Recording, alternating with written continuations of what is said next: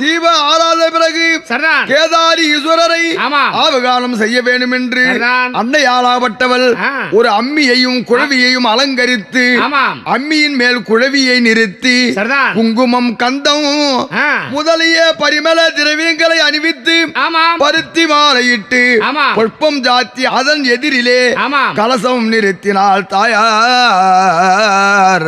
கலசம் நிறுத்தினாள் தாயார் அதன் எதிரிலே. அம்மா